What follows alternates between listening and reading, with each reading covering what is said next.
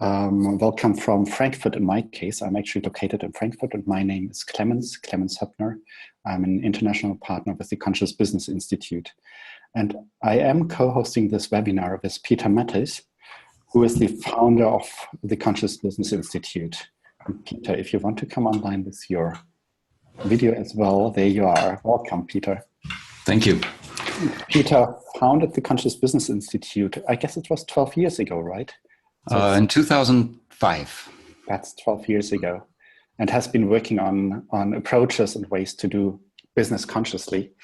And I met Peter the first time in 2012, and that's where our journey started, where we started working together actually with BMW as a client there. I'm located in Germany, and I don't want to spend too much time with introducing ourselves to take away time from other places. Peter, I think you're in Santa Barbara at the moment. Yeah. And so let me hand over. No, I have a few technical issues before I hand over to you, just very briefly. One thing is we are recording this webinar, and we will send you a link of the webinar after the webinar so that you can watch it later on as well. Then I asked people who wanted to put name and city and country in the chat box. We are curious where you're all from. Also, we will put you all on mute during the webinar, but we will have a question and answer session later on in the webinar. So please put your questions and comments into the chat box so that it becomes interactive, and we will get back to the questions and comments later on at a later stage in the webinar. That's it from the technical side. If there's any technical problem, send me a chat message and I'll try to figure it out. And now it's off to you, Peter, for a good start. Yeah, thanks so much, Clemens, for the introduction. First of all, welcome everybody. It's really great to be online with all of you. We believe that our world is at a fundamental crossroads for ourselves as individuals, for organizations, and also for the world at large. If you just look into the news and follow the storms and the earthquakes and everything that's going on, you know what I'm talking about. In everything we do here at the Conscious Business Institute is we provide fundamentally new approaches, inspiration, and new insights into the way we can create organizations, work for ourselves in a different way, and create ways that we can actually use business to create a better world and create more sustainability in our world. Before we get started and dive into this, let me share the three things that we want to cover today. The first thing that we want to cover is working with organizations all over the world in all 5 continents, actually, the issues and the trends that we see happening in those organizations and also in the world at large. And what we need to do as organizations or as individuals to cope with these changes.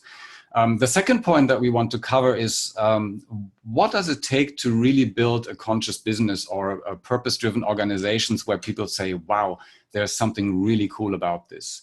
We've looked at organizations for the past, actually myself for the past 20 years to discover what distinguishes a really inspiring organizations from the traditional ones out there. And there's a certain framework that we can use to shift to this new way, which is actually the third step, which is a step-by-step methodology to get there. When we're in this conscious business field, this is all very normal for us. So we hear a lot of people speaking about conscious business, about changing the way we work, about changing organizations are run. But what most companies are doing is they're missing a step-by-step methodology to get there. That's what we'll cover today. Before we go into that, let me just say a couple of words about myself. I'm German myself. I moved to Santa Barbara in 2003 after being a venture capitalist. I had my software company before that, and I started my career at Accenture Consulting, which was then Anderson Consulting. And I'm actually an engineer by trade. So all of this is really different to what I'm trained to be, actually. As a venture capitalist, looking at literally hundreds and hundreds of organizations every year. What I have found is that, I go to this next slide here, is that, oops, here we go, that we are actually facing the most complex challenges in history. And that if we look at organizations on large, is that when organizations fail, it's not about business, it's about people. Business is not about business, it's about people. So if we want to change anything in the world, we can't really start at the level of business. We have to start at the level of people, because people is what shapes our world here. And there's obviously something below that, but we'll get to that. When I looked at all these organizations, I was really, really surprised that really only 20% at most, maybe even 10 to 15% only, were disengaged in their work. We had high-level leaders go through our offices asking for funding. And even if we supported them and gave them the funding, I was on the board of organizations, if we had them grow, if I, in those moments where we sat together at dinner sometime, asked those people, what is it that you really want to do with your life? Most of the people that I asked said, you know, if I had the chance to make money in a different way, I go to South America and become a photographer or something. Or I would go to South Africa in case of one very successful lady and open up a restaurant or a little bed and breakfast in her case. So what we found is that there's a tremendous amount of disengagement in our organizations. If you walk through the corridors of your organization, or if you work with companies, you know what I mean. In addition to that, when we talk to our clients, what we find is that they are just drowning in work. We ask them, how full is your day on a like, if you imagine your day to be a table, how full it is. And everybody answers, it's completely full to the rim. Now, with all the changes and all the challenges and increasing speed and digitalization hitting us on top of that, how are we going to manage this intense workload? We don't know. So we need not a process change. We don't need to do something different, but we really need to fundamentally rethink the way we conduct business. The United Nations has determined that workplace stress is a global epidemic. More than 40%, well over 40% now of all diseases are directly related to workplace stress. So something is not working. It's clearly not sustainable, and we're all looking for a different solution, whether it's on an individual basis, on a team basis, or on an organizational basis. The next point that we observe is that organizations, as a matter of fact, most of our culture, governments, organizations, and even personal relationships in many cases are built on a model, what we call the model of dominance and subservience. This is a model that is based on scarcity, that there is not enough money, not enough time, and these things translate into the fact that we are not enough as human beings. So basically what we see in organizations at this not enough dominates the agenda. This is a model that is based on scarcity, and where scarcity is, there's fear. So it's basically a fear-based model. And again, when there's fear, there can be no flow. So if we want to build organizations where we truly collaborate with each other, where we are truly fully engaged and showing up as individuals in our authentic power, as we call it, or if we want to build more purpose-driven cultures, we cannot build these organizations when the model of dominance and subservience is running the show. Because when there's fear, we cannot expand into our full self-expression. We cannot fully trust in a collaborative environment. We will always fall back to fear-based behaviors. And lastly, I guess you're all familiar with that, is our world is facing fundamental changes. Harvard Business Review states that none of our leaders, in fact, nobody of us, have been here. So all of us, whether it's you or me or our presidents or our corporate leaders, are standing in front of this situation that nobody is able to deal with. There's complete uncertainty out there. And if you open up the news, if you read the news, you can feel that. I just want to pick up out one thing, which is I call the age of acceleration, to make this point a little clearer. When we speak to organizations, we're in fact just submitting a big proposal to a large organization, and one of the major points they want to look at is digitalization. When we ask organizations about digitalization, they come up, well, it's technology, it's more innovation, it's whatever it is, but they cannot really explain what digitalization is. So there's this fuzzy word about digitalization. I want to kind of make this a point of what we are dealing with in our society. So this graph that you're seeing here is Moore's Law. For those of you who are not familiar with Moore's Law, Gordon Moore is the co-founder of Intel. And in 1965, he stated, when they developed the first microchip, that the capacity and the speed of microchips will double approximately every 18 months to 2 years. And since 1971, when Intel's first chip was on the market, this has held true. So this means that we're in an exponentially accelerating world when it comes to digital capabilities to microchips. This is basically Moore's law that we're dealing with. Now, this graph that I'm going to show to you comes from a book by Thomas Friedman, which is called The World is Flat. If you haven't read the book, pick it up. It's a great read. It looks at all the changes that are happening in our world and what we do to deal with them. And he learned this graph from somebody called Astro Teller, who you might be familiar with. Astro Teller is the CEO of Google Moonshot projects. He's looking at the big projects that Google is doing in the world. And he drew this chart on the napkin for Thomas Friedman. Basically what it says is that Moore's law is driving the show in many aspects of our world. And if you look at digitalization, everything, the globalization, for example, is happening as a consequence of digitalization. We are not able to work globally in teams, for example, if we don't have a digital infrastructure that supports it. So digitalization is running the show in much of our world at this point in time. The problem with this is this graph here, which is the human ability to change. And you can see that we are running in a little bit of an issue here. The human ability to change is quite phenomenal. If you look at research, we as humans are able to change to little things quite rapidly. So for example, if you go to the airport and the attendant says, well, you now have to pay $25 to check your bag. First, we'll throw a hissy fit. In a few weeks, we get used to it. So our ability to change to these little things is quite amazing, our adaptability.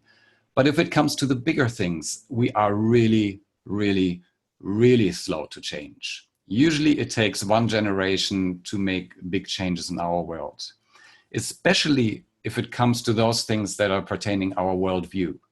If it's to those things where we hold a lot of values, where we need to change our world view of how the world works, we are very slow to change. Let me give you an example. My dad is 90. He's having his 91st birthday in a couple of weeks. Now, he's super fit. He goes out to the golf course whenever he can, every day, and he plays his 9 to 18 holes. Rain or shine, hail or snow, it doesn't really matter. He comes home totally drenched.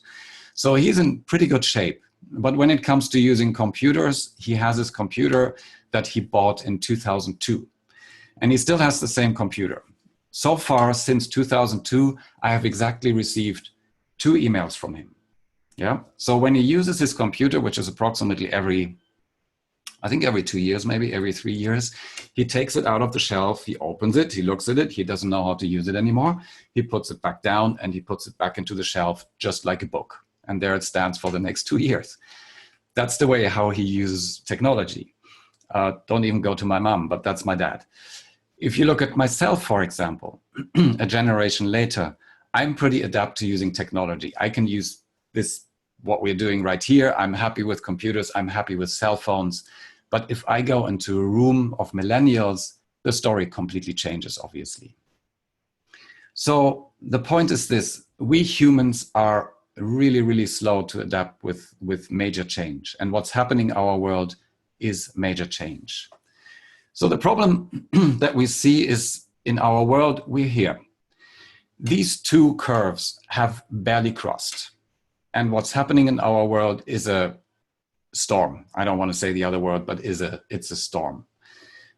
Whether it comes to climate, whether it comes to politics, whether it comes to the whole freak out that we are experiencing in our own worlds. Okay?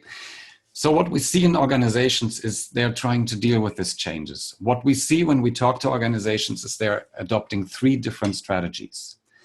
The first one that you can see play out all over the world is to deal with this is basically to say, let's stop Moore's law. Let's stop the age of acceleration. And so the tendency that we have as human beings is to, strategy 1, step on the brake. We can see this play out in politics. If you look at the US politics, for example, we can see it out in the Brexit We can see it out in the right-wing tendencies all over the world, actually. We can see it in organizations that are not trying to deal with the change at all.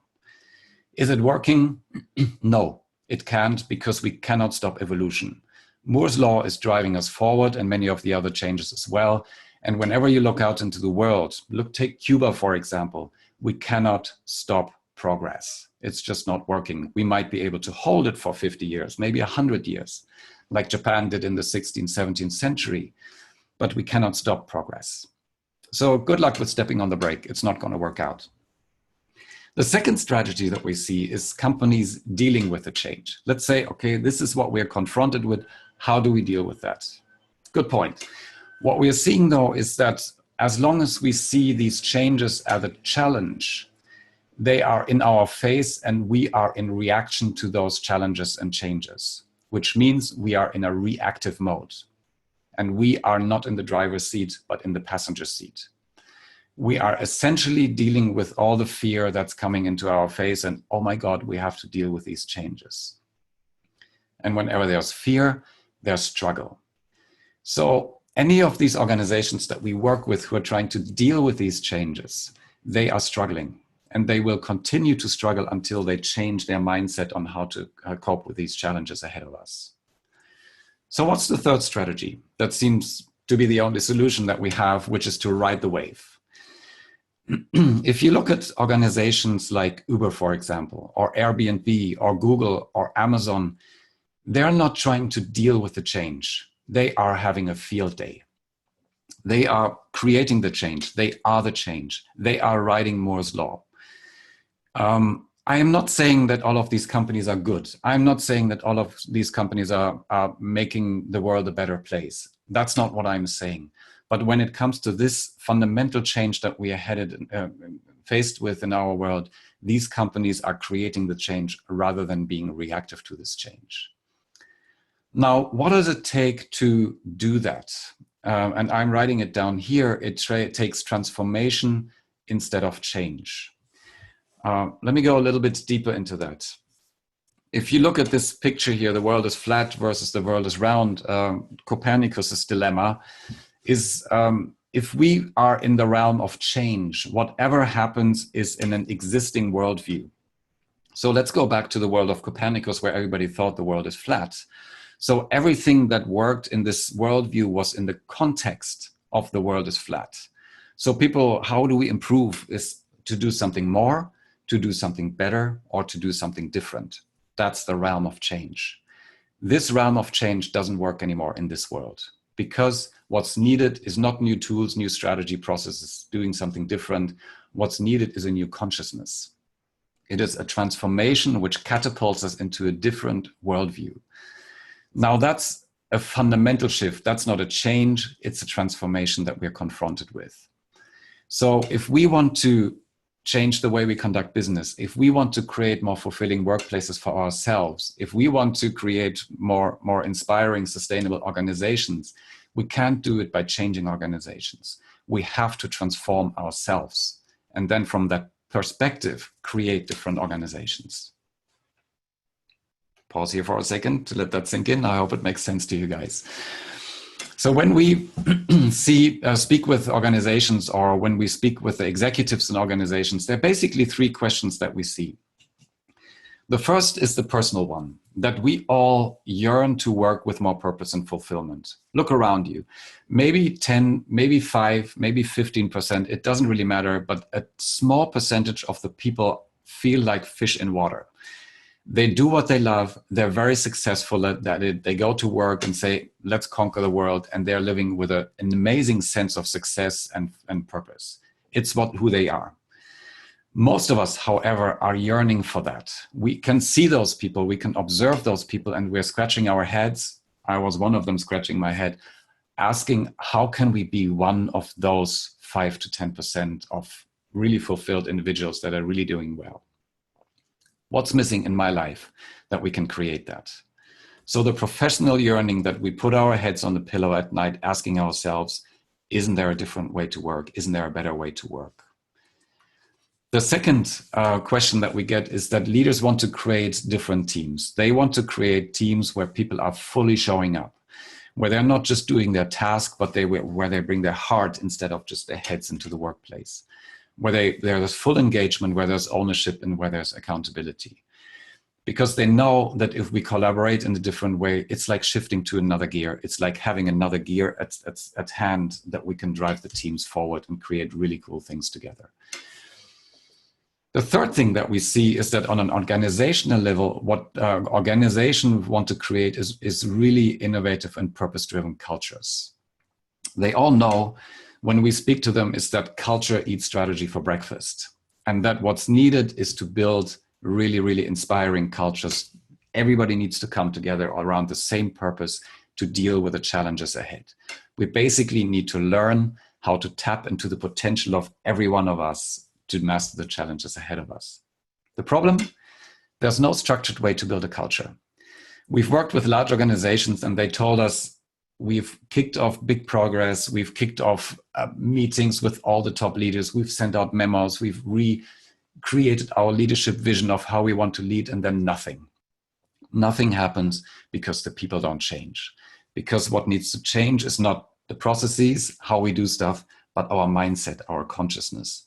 And that's not easy to attain.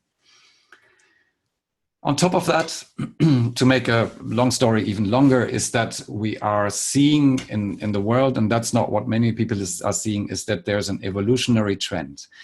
That as human beings, from birth, there are actually different human beings coming to the planet more and more. Let me give you an example. If you look back into the 50s, there were a few people who stood up, like Martin Luther King, and said, I have a dream. Like John F. Kennedy, who said, let's go to the moon. I have this vision. I have this purpose. I have this mission that I need to do. These leaders are what we call violet leaders. You can put Gandhi into that. You can put Nelson Mandela into that. You can put Mother Teresa into those things. The typical suspects. Those leaders is what we call violet leaders. They're the ones who are making a difference in the world, who have a purpose, who have a dream.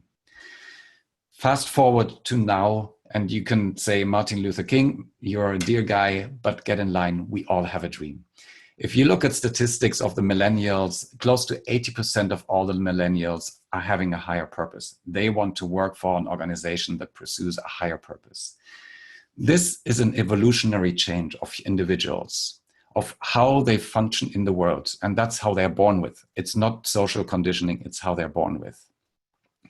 There's another trend coming, which we'll see, which is actually the indigo people, which are even more connected to a larger world out there. And they're actually interconnected as human beings. So we're seeing this on top of it that organizations have to deal with. The big problem is, how the hell do we get there? How do we get there to this different world? So what we need is not only a new approach for dealing with the increasing pressure and complexity in our world. That's the day-to-day stuff that we are all dealing with here. What we need is a new generation, a new thinking of leaders and professionals that are able to change the status quo of businesses. It's people from all over the world. My personal take on this, will it be the top leaders in our world? No, because they have been very successful with the traditional approaches that got them there. I expect this change to happen from all of us, from the broad masses in the world that are at all levels of society. As a matter of fact, if you look at any transition in our world throughout the last centuries, it has been initiated by people from all over the world. It hasn't been initiated by the top leaders. And we're confronted with the same change. So if we want to create this transformation, who we need to work with is leaders on all levels of the organization. You, me, any professional, anywhere. The last thing that's needed is we have this idea, we have this vision of how this world could look like, but what's needed, what we find over and over again is a scalable, step-by-step approach to get there. If I would ask you, how do you get from the place where you are to a place that you want to go? Do you have a curriculum that gets you there? If I ask an organization, how do you build a purpose-driven culture? Do you have a curriculum to get there? How do you create this transformation? Most of us answer no. because myself included, I was in Munich as a venture capitalist and I said, I want to change this, and I did not find a curriculum. So that's what we've created here. Now let's shift gears a little bit. Let's go to the next question and look at what really differentiates the company that we all want to create as human beings, because it's about human behavior here. We all tick in the same way. How do we create an organization that's really inspiring, that's conscious, that's purpose-driven, that people want to work instead of have to go to work? What's different in that kind of an organization as opposed to a traditional organization that we see all over the planet today? And what we found is that there are these 4 quadrants that are really different. This is the framework that differentiates an ordinary business from an extraordinary business. Let me outline and explain that a little bit to you. Imagine if you work in your organization, or if you create any kind of an organization that you work in, and you are, now let's look at this top left quadrant here. If you can show up fully as who you are, if you don't need to be inauthentic, if you can be who you are, show up as who you are, and do what you really enjoy doing, full self-expression, how would that be? Secondly, top right corner, if you would connect with individuals where you say, wow, it is so cool to work with these guys, where everybody is fully on board, where conflicts are getting dealt with in a very, very trust-based way, in a very respectful ways that actually strengthens the relationship, where people are fully engaged and taking full accountability. How would that look like? Where you feel genuinely connected to the other people so that you might even share a vacation with them. How would that feel? Bottom left corner. If you work in that organization and this organization has a higher purpose, where you as an individual, together with your team, together with the entire organization, are making a difference, a bigger difference in this world. Because all we want in human beings, we all share the same thing. We all want to make a difference in the world. And lastly, on the bottom right corner, if you would be sustained financially, if you would make money, if the company would grow, if you would be sustained, if you can actually achieve the results that you want to achieve. Ask yourself for a moment, if you could work in a company like that, would there be any reason you would want to leave?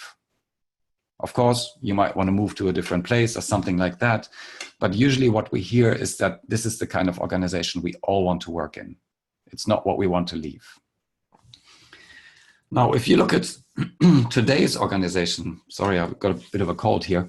If you look at today's or the ordinary businesses, what they are focusing on is profits and margins. They essentially focus on the bottom right quadrant. Of course, if you look at the individual side, they do personal development. Of course, they do team development. Of course, they maybe create a vision and a mission for the organization. But what happens when something hits the fan, when there's a finance crisis, when profits and margins are jeopardized, when there's a conflict, we fall back to the bottom right quadrant. And all of the other quadrants become a lip service. So nobody in the organization trusts that these 3 other quadrants are actually making a difference, because when push comes to shove, everybody falls back to the lower right quadrant. It's about making sure that we keep our jobs, making sure that our profits and our margins are sustained. That's why current organizations don't work very well. If you look at the inspiring, the extraordinary businesses, what we can find is that they fulfill all 4 quadrants, even in situations that are tricky. Take Patagonia, for example, the clothing manufacturer. They had a time in the 90s where they were faced with a critical decision that they found out that the cotton products, which constituted more than 30% of their business, were creating a huge havoc in the world, because cotton, not organic cotton, is highly, highly pollutant for our environment, hugely pollutant. Their mission is to use business to create solutions for the environmental crisis. So they were faced with an existential decision, basically, how do we deal with this challenge? They adhere to all the 4 quadrants, to the purpose of the organization, to the individual contributions that everybody wanted to make. And there was no question for Evolutionary now to say, we shift the entire organization to organic cotton. No more regular cotton. The problem was that it was very dangerous because at that point in time, there was not enough organic cotton in the world to support Patagonia alone.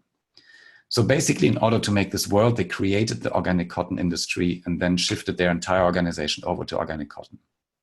The result, highly dangerous, obviously, but their profits rose, their margins rose, they created a loyal following of customers. Yvonne Troynat actually says, whenever we did the right thing, we made money at it. So this is how an organization can look. I want to spend 1 second here on this green circle, because for this to create an organization like this, where people can be fully expressed, where we can genuinely connect in a team, where we pursue a common purpose, and where we can be sustained financially, it requires a different leadership paradigm. It requires a leadership paradigm where people are encouraged to build this kind of a culture, and in critical situations where the leaders stand up for these cultures and maintain this culture. So this green circle is the leadership paradigm that needs to be in place in order to create these 4 quadrants. Imagine for half a minute now, maybe you want to close your eyes. Please don't do that if you're in traffic, but otherwise maybe close your eyes and just imagine an organization that would be run on these principles. Just imagine if your organization or any organization that you have been working for would work on these 4 principles, where you can be fully yourself, where you can genuinely connect with other people and say, wow, it's so cool to be with you guys. Where there's a higher purpose that you say, wow, we're all in the same boat. We want to reach this cool destination that we all agreed upon. And where you're being sustained financially. How would that feel? How would that organization look like? Just take 1 second and check in how you feel with that. You can see that there's an expansive state in your body rather than a contractive state. It's what all of us want. We've been asking companies from all over the world, leaders introducing this model, and they all say, if we can do this, we're on board. So this is just a little check-in and a little stop for 1 second here. So we check in with ourselves and also imagine what could be possible. For this to happen is that we have to have a fundamental shift in thinking. I mentioned earlier, we cannot achieve this by changing an organization. We have to transform an organization, because a change is always about doing something more, doing something different, doing something, but it's not about a transformation. So what's the transformation that we need in terms of shift of thinking? And what's needed is to rethink our existing success model. The way we pursue success in our world, whether it's you as an individual or as an organization, is this way. We do more, we accumulate more stuff, and then we become somebody. This is the model that we've been educated with since day one, in our schools, in our universities, in our organizations, by our parents. And it has been reinforced in our mental system since day one, basically. You can see very easily how this plays out. In school, you've been taught to do more, to accumulate good grades, and you become an honor student. Get that one. In university, you have to do more, you have to work harder to accumulate another title, and then you become a doctor. Okay, I get that one. And at work, it's the same way. We have to do more, we have to accumulate titles and or accumulate honors or accumulate maybe more sales leads or something, and we become a vice president or something. This model is shaping our world. The problem is that if we all want to accumulate more stuff, it's not sustainable in our world. We're creating a world that's not sustainable, which we can see play out in our world very easily. The second thing, this model does not include how we want to feel as human beings. And life is a feeling experience. It's not a doing experience. If we want to feel joy, creativity, happiness, abundance in our life, it's a feeling. And this is not present in our model of success. That's why we are all striving to become somebody, become rich, have a boat, have a house, thinking that it would make us happy. But it doesn't. So the change we need to see is this one. that we need to transform this model. Looks very simple, but go for it and try it out. It's not that simple at all. Is that we have to shift to this new model of success where we can just turn it around. We have to be authentically ourselves first, whatever that is, because nobody has asked us in school, right? We have to be authentically ourselves first. Do what our gifts inspire. What are we here to do during our lifetime? What are you here to accomplish during your lifetime? And then as a consequence, receive what we call essence. The feeling states that we all want to experience in life: joy, creativity, abundance, and money and success is a part of that.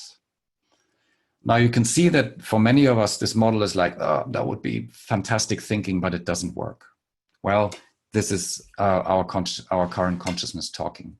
There are people who are working in accordance to this model. So what I ask you to do is to consider, if your life could work in this way, would it be of interest to you? If you could be authentically yourself, show up fully as who you are, whatever that is, do what your gifts inspire here to do, and then receive what you want to receive in life. Would you be interested in that? Yeah. This is, again, not a change. Gandhi says, be the change we want to see, but what it really requires is a shift in consciousness. This is what this model is about. So basically what we've created is a step-by-step approach on how to shift to this new paradigm.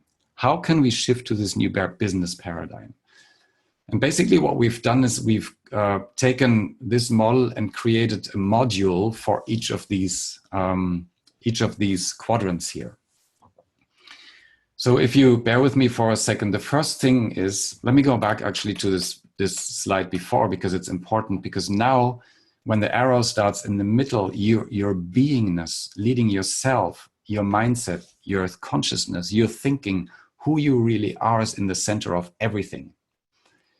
Let me give you an example once again. If you have a conversation with your spouse or with somebody else in your organization and you see them as a schmuck, it doesn't matter what you do, whatever you say, whatever you do, here, the second point, will influence the conversation. Your being level of he's a schmuck will influence what you say, and the consequence, the result, will obviously be not as positive ever.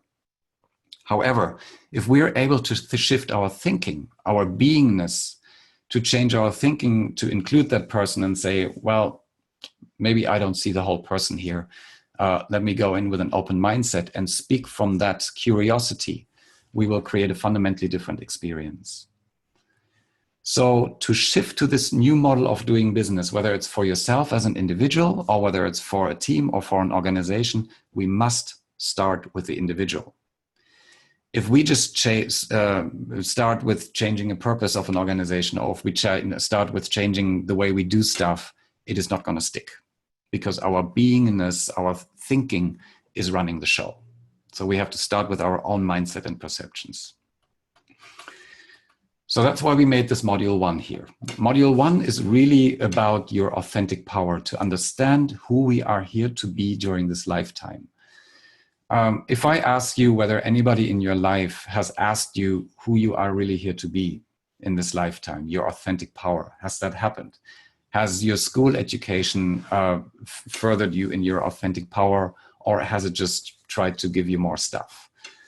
For some of you, that might be the case. For me, it hasn't been. So I was very, very removed to my authentic power. I hadn't even any clue what my authentic power was. So in module 1, when we work with leaders or with people that we work with, what we really look at, who are you here to be during this lifetime? What's your authentic power? What are the unique gifts you're here to express? What is the purpose you are here for? And once we are there and everybody says at that point, wow, if I can live that in my life, that's what I would give everything for, if I can express myself that way. Then we look at the flip side, what we call the emotional system, and what keeps us away from that. What are our unique behaviors that always create stress and struggle in our life? And how can we become accountable for them so that we can get them out of the way in our life? That's module 1. You can see that it goes quite deep, and it's a different approach to how we work with executives and organizations.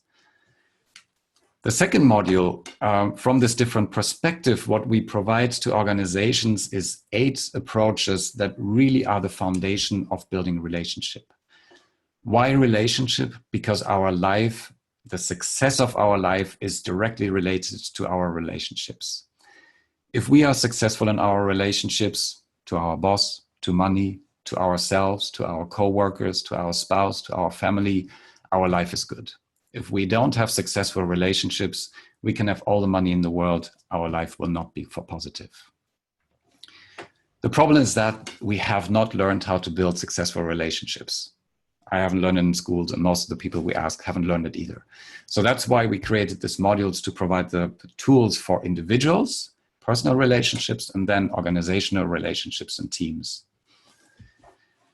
Moving to the third module, when we ask organizations, how do you build a purpose-driven culture? Most of them just shrug their shoulders. Most of the leaders are saying, well, you just live it. To us, that's not an approach that works, because if the leader leaves, the culture leaves.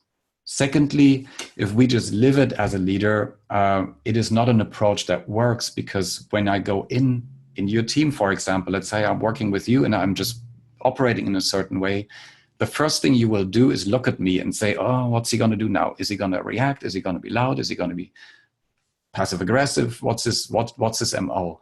So what we create by just living it is a sense of apprehension and a sense of uncertainty. And where there's uncertainty, there's fear. So a way to just live it is not a scalable approach, because you can't replicate it in the organization, and it's not a sustainable approach either. So what when we work with organizations, what we provide with them is a step-by-step approach, actually a methodology that you can be implemented on any level in the organizations for building a culture. This is very powerful, because when you remember what I said earlier, the change might not come from the top. So we cannot expect the top leaders to change. How can we empower the leaders on the middle management to create a culture change in their team and still be in adherence to the demands of their top leaders? When we work with leaders on that level, they just say, my God, please give that to me, because that's what I've been asking for a long time. And then in module 4, it's how do we translate this into an organizational setting? How do we make decisions in a different way? What kind of company structures do we want to create? How do we create really sustainability in our teams? How do we maintain it that people don't burn out? How do we maintain that our company doesn't abuse the planet? Those kind of things. And lastly, in module 5, we go through the leadership paradigm that's necessary to build these organizations. How do these new leaders are looking like? We call it authentic leadership or servant leadership, that the leaders are becoming of service to their teams. But that's a big shift for a leader to take, because suddenly it's not in it for them anymore. It's not about them, but it's about their team. Okay, taking a little break here for you to let this sink in. I'll go into module 1 a little deeper, because we are kicking off a program that will actually lead individuals through this module. This is the core of transformation. So I want to leave every one of you with this, because we have found that if we want to transform as human beings, if we want to go to a next level in our life, whether it's in our career, in our relationships, or in our entire life, we have to go through these 5 steps. Let me outline these 5 steps to you really quickly, because these are, we call them the 5 evolutionary steps of success. If we go through them, they spiral us up into our authentic power. What's the first step? The first step is really to understand that there is a different model of success. It's to understand that our current model of success is the reason for our suffering. Let me repeat that. Our current models of success is the reason for our suffering. So if we want to change struggle and suffering, we need to look at this model of success and change that. And the implications with that is that it's a mental shift to consider that we are part of something bigger, that we are actually all connected as human beings. If we operate from this stance, everything changes. You relate others in a different way, to your spouse, to your children, to your coworkers, to your boss, to the products that you create. Everything changes if we can make this change. It's a little bit of an abstract change, so it's a challenge for many people, but then we'll take it into how you can apply that to your work. The second step, from this different understanding that we are all connected, we look at who you are here to be during this lifetime. We have certain personality tests. I mentioned the colors earlier that really outline who it is that comes into the room when you come into the room. We're all born with a certain personality, and if that personality is not expressed, something is missing in our world. Get that? If your personality is not expressed in this world, something is missing. So again, we have not been asked what our authentic personality is. So that's what we'll cover during this second step here. The next point that we'll cover is our deepest drivers. What are your deepest drivers? Essentially, those are your values, but we have found that values are kind of a plaque on the wall kind of thing, so they don't really work very well. We call these deepest drivers essences. Your essences are what gets you out of bed in the morning. If your essences are fulfilled in life, and you better know those essences so you can fulfill them, you get up like this. If your essences are not fulfilled, you can be the richest person in the world. You get up like that. So to understand the deepest drivers for every one of your decisions is this step, a second step. And then how do you apply it to your work again? The third step that we take is we look at your personal magic, we call it. It's that unique gift you are here to express during your lifetime. Let me give you an example. My unique gift is called illumination magic, which I learned in, I think, 2001 from one of our partners. When I heard that, my entire life changed over a period of many years, but it did change from doing the financial stuff as a venture capitalist and building those organizations to being an illumination magic in most of what I do. Illumination magics understand human behavior, and they are here to speak the truth about what's working in the world and what's not working in the world. And as you listen to me, you can see that I'm pretty much doing this. So as I run my magic, work is not work for me. As you understand and run your magic, work will not work for you anymore, be it for you anymore. You can run your magic at 11 o'clock at night without it being work. So it transforms the way you see work and essentially how you create success. The second thing that we look at, step 3, which is very important, is how you decide. Some people say you just make a list and then you tick off and then you say yes or no.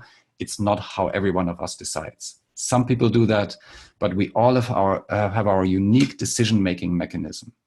If we don't follow that decision-making mechanism, we are very likely to create havoc in our world because we are not making authentic decisions in accordance to the way we have to decide in our lives. And then out of all of these 3 steps, we create your purpose. Your purpose, who you are here to be during this lifetime, and the contribution that you want to make in your work, at home, when you get up in the morning, and 10, 20 years down the road. After we've gotten to this point, what's really important is then to look at the flip side and see what keeps us away from living our authentic power. This is the reason for stress and struggle. This is the model of dominance and subservience that I've talked about earlier. Our model that's governing most of our world. The fear-based model of there's not enough, and as a consequence, we're not enough. To understand how this model works in our culture, and then how it plays out in your own very individual life, which we call your emotional system. As you understand that, it is like turning on the lights in a dark warehouse.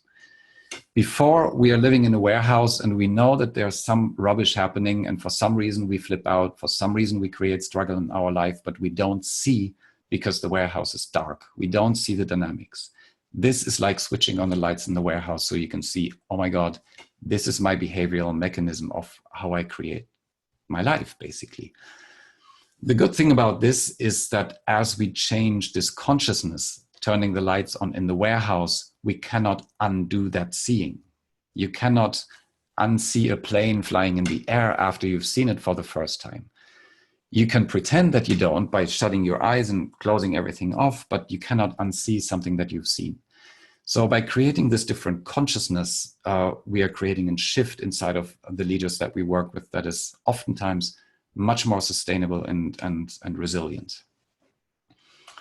And the last thing is, how do you apply this to your work? What is the deeper mechanism how you operate in the work when you are not in your authentic power? When we are in fear or worries, what kind of decisions do we make that are unhealthy for us, for our families, or for our work environments? This is a game changer.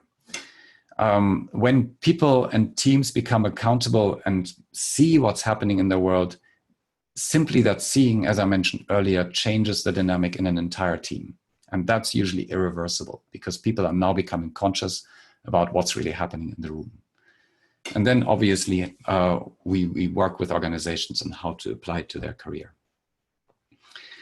If you consider these 5 steps, if you go through them again, a mind shift of we're being part of something bigger, I can show up, step 2 here, I can show up fully as who I am, making the right decisions and choices, expressing my talent, being on purpose, being fully accountable for those places where I'm not in my authentic power, where I create rubbish maybe, you will see that you will grow as a human being if you follow this. If you see that one step is missing, for example, this step 4, where we don't become accountable for our out of power choices and we operate from fear, this is not going to get you forward. We always bump against the same problems in our life. You might have asked yourself, why am I attracting the same people in my life? Why am I recreating the same circumstances? Why is our organization always having these same problems, creating new products or all those kind of things? It is the reason because this circle is not in integrity. There's one step missing. So these are the 5 steps that you can take in your own life to get you forward, to move you to the next level. Now, why do we tell this to you? Because there are 3 reasons why we hold this webinar and why we want to share this with you. The first reason is because we, quite frankly, really want to change the world, and it's on our flags to change the way we run organizations. I'm not interested in anything else anymore. This is what I've committed my life to, and this is what the people in our organization commit their lives to. So what we want to create is an opportunity for everyone out there, for professionals, to create a network among themselves and to say, here's an approach that would work for me. Here's an approach that I can use in my job, whether I'm sitting in Kuala Lumpur or in Buenos Aires, and I can implement it into my own life.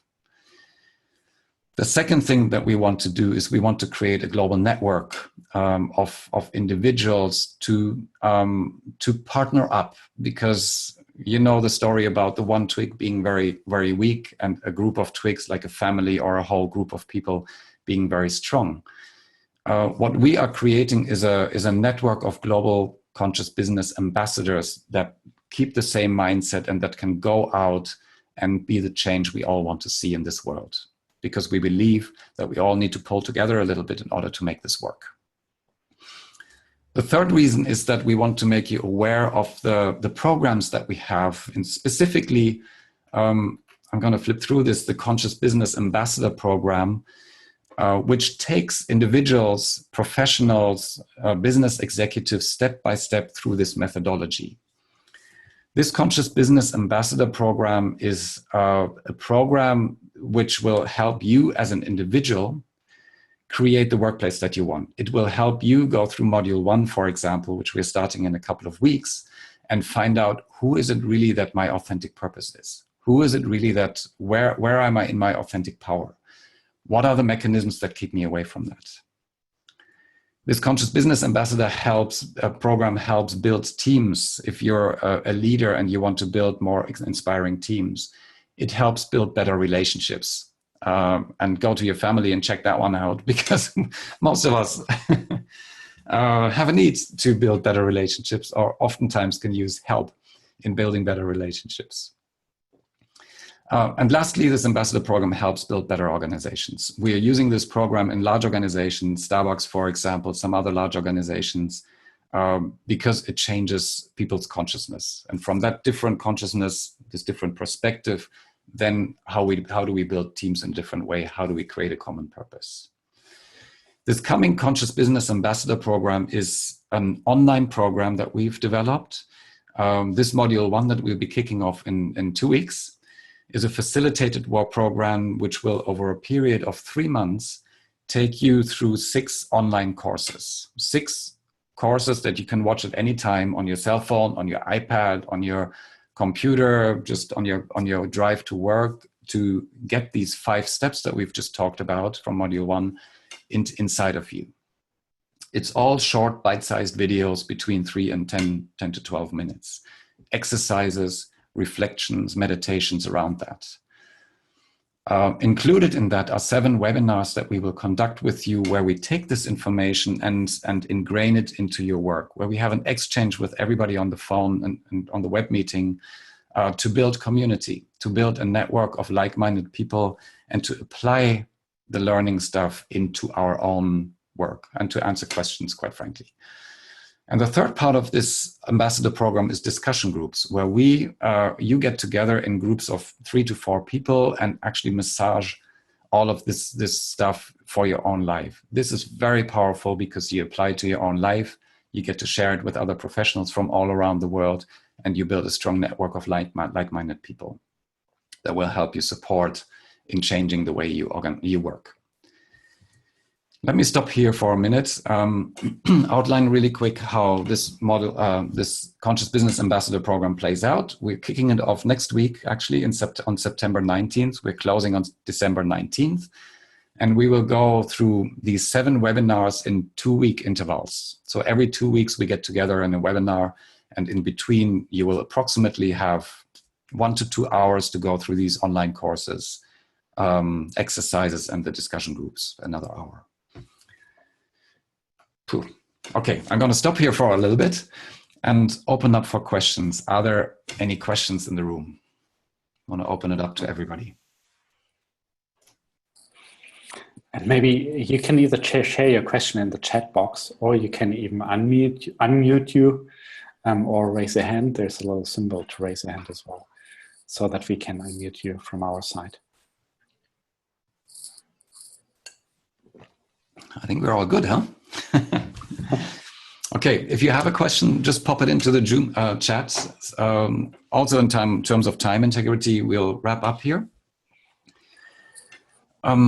If you want to sign up to this program, it will be lovely to have you. We have a few spots left for next week. Please just go to ambassadors.consciousbusinessinstitute.com to find it, or just email us at info@consciousbusinessinstitute.com.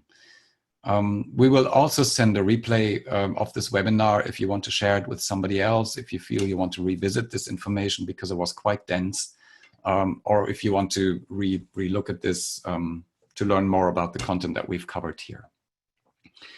With that in mind, here are a couple of feedbacks from participants from the program. I would really like to thank you for being here. If you have any questions about what we've discussed today, please just drop us an email. I know this transition that we have in front of us is very challenging. Just drop us an email with your questions. We're happy to answer questions. Just drop them at info@consciousbusinessinstitute.com and they'll be answered in due time. And otherwise, wherever you are, I really appreciate you being here. Thank you so much for visiting with us. I hope this was helpful for you, and we wish you a wonderful day or a wonderful evening wherever you are. Thank you.